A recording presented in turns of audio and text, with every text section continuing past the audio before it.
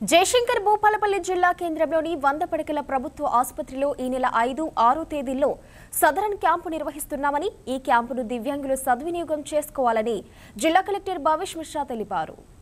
వికలాంగులు నెల నెల ఆసరా పెన్షన్ పొందాలన్నా, విద్య, ఉద్యోగాలు, ప్రమోషన్లలో రిజర్వేషన్లు పొందాలన్నా సదరన్ సర్టిఫికేట్ తప్పనిసరి.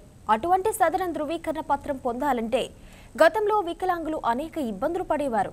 అధికారుల చుట్టూ కాళ్లరిగేలా తిరిగేవారు.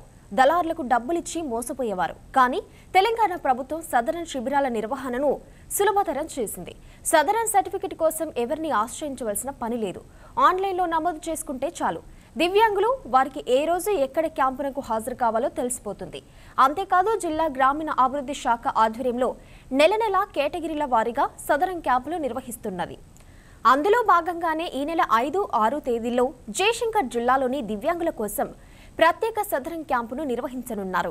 ఈ క్యాంపులో చెవిటి, మూగ, కంటి చూపు, మానసిక వికలాంగులతో పాటు ఆర్థోకు సంబంధించిన దివ్యాంగులకు మాత్రమే పరీక్షలు చేయనున్నారు. జిల్లా కేంద్రంలోని ప్రభుత్వ ప్రధాన ఆసుపత్రిలో ఉదయం 9 గంటల నుంచి మధ్యాహ్నం 1 గంట వరకు ఈ పరీక్షలు నిర్వహించనున్నారు. ఈ సదరన్ క్యాంపుకు హాజరయ్యేవారు ముందుగా సర్టిఫికేట్ రెన్యువల్తో పాటు కొత్తగా దరఖాస్తు చేసుకునేవారు మీ సేవా కార్యాలయంలో దరఖాస్తు చేసుకుని ఆ దరఖాస్తు ఫారంతో సదరన్ క్యాంపుకు రావాలని కలెక్టర్ సూచించారు.